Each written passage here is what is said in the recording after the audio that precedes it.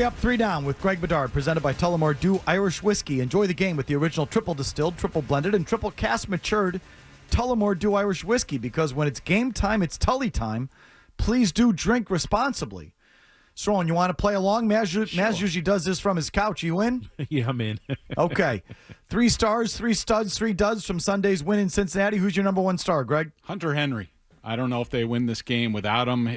Drake May was looking lost, looking for a security blanket. He found it in Hunter Henry, who made some terrific plays in this game. And sometimes he bailed Drake May out of some, not well-placed passes, including, I think, on the 3rd and 13 catch. That was an outstanding catch. It was not a good throw, but Hunter bailed him out. And like I said, they don't win this game without him.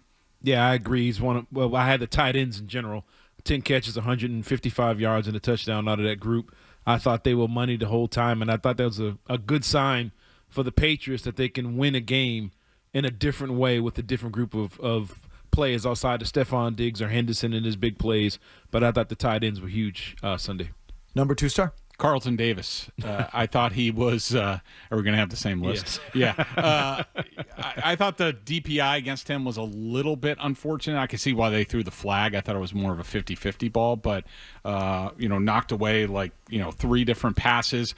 I don't know what got into him. I don't know why he played this way. He even had a couple of really tough physical tackles on the outside. This was by far the best Carlton Davis that we've seen since he's been here, and whatever they did to get him to play like that this week, they need to do it the rest of the way, because they're going to need him to play this way if they're going to do anything in the postseason. Yeah, again, same thing, Carlton Davis. I thought he had some textbook plays in the second half of that game with his offhand, the way he was getting to the ball.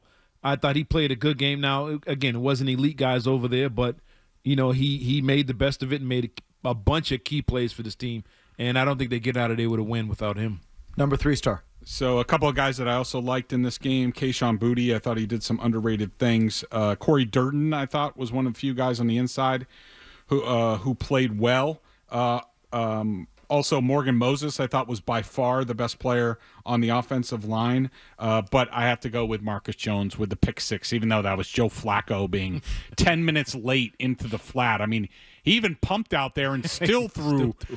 That was like, it couldn't have been more telegraphed. That was like Drew Bledsoe, like the late Drew Bledsoe. Yeah. That's what it looked like. The statue, double pump, pat the ball, throw it out in the flat 10 minutes late. That was brutal, but great play by Marcus Jones, and then of course he broke up the 4th down play.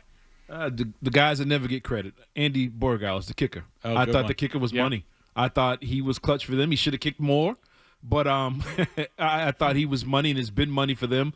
And it's one of those games where the kickers don't get a lot of credit, but with a bad kicker, you lose that game. 3 down. Number 1 down. Michael Wenu. I thought he was absolutely terrible in this game. They're paying him a lot of money, and that Drake May can't run the tush-push behind him because he's not the low guy.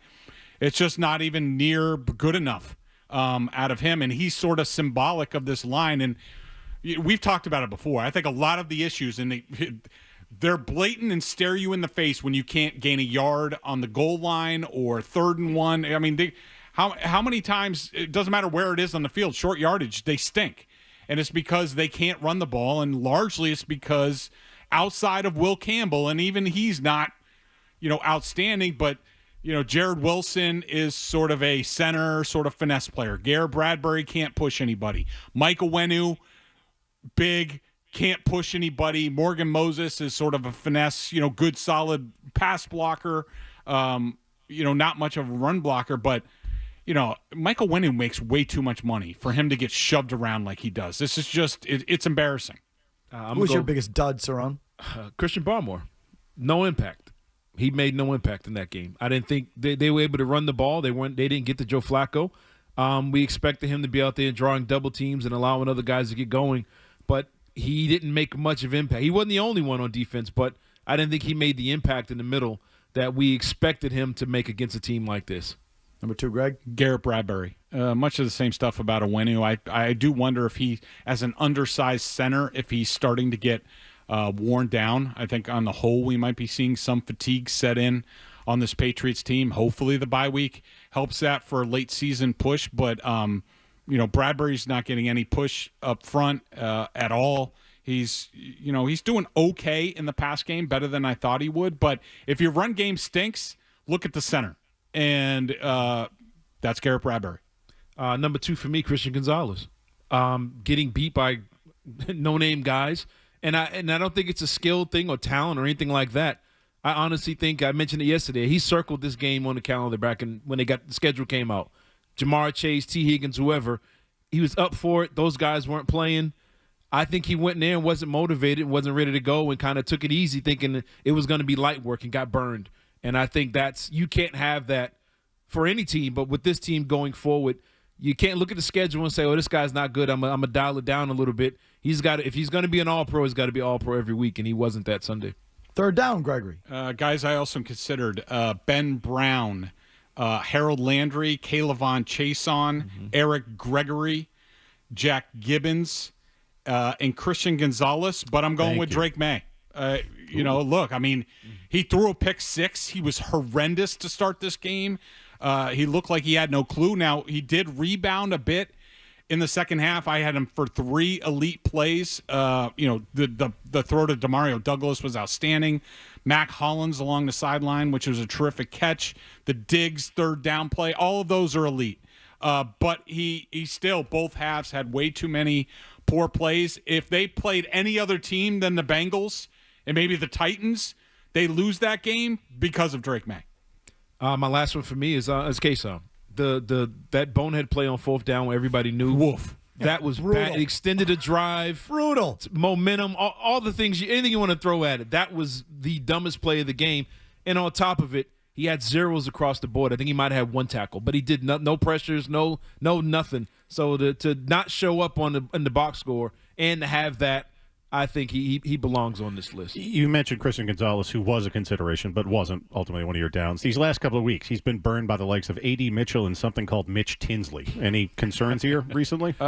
Yes, but not if he has a big matchup. I think, this was the team on the whole, but playing with their food a bit in this game. I do think Christian Gonzalez is the type of guy that can lose focus. Like all of a sudden, he's not on T. Higgins, and now it's some guy named Tinsley. Like this is what you were saying, Cerrone. Yeah, I'm going to take a nap. You know how Mike Vrabel said no naps? There were a lot of naps taken this week and in this game by a lot of guys. They need a new alarm clock going forward, but I don't have huge concerns about it. I have more concerns about are they going to play enough man coverage? Are they going to turn these guys loose? Similar to, I think you see Christian Gonzalez and Davis. Remember early Stephon Gilmore when they played a lot of zone? He was terrible. He was getting turned around against like the Panthers. And then Belichick was just like, we're going to play all man. And then suddenly Stephon Gilmore was lights out. Are they even going to do that? They haven't shown any indication of that. And I'd say, related to the Chason conversation, I have a lot of worries about Landry and Chason and that edge in particular. Like, those guys look out of gas. Maybe that changes. They're getting barely anything out of Elijah Ponder, Anthony Jennings, whoever else they have on end. If they lose at some point in the postseason, one of the things we might be saying is they cannot get off the field. They're having to bring a blitz, and they're getting blitzed because they can't get enough with 4. It's pretty sketchy right now at defensive end for the Patriots. Your call. Oh, I'm sorry. Go ahead. The last thing, do you think any of this would look different if Terrell Williams was there? Do you think he'd be the one playing, the one to get in the ear of the corners? Or would the defense look different if they had their defensive coordinator out there? It's hard for me to say. It just looks to me like all these Vrabel guys run their system. I see that it's pretty much the same system that I saw when I watched some Titans film from when Vrabel was there. This is, they love their overload pressures. They love they switch it up, but zone coverage to man. They have their own thing that they do, and it has worked for them largely. I'm just wondering whether it's going to work for them going forward.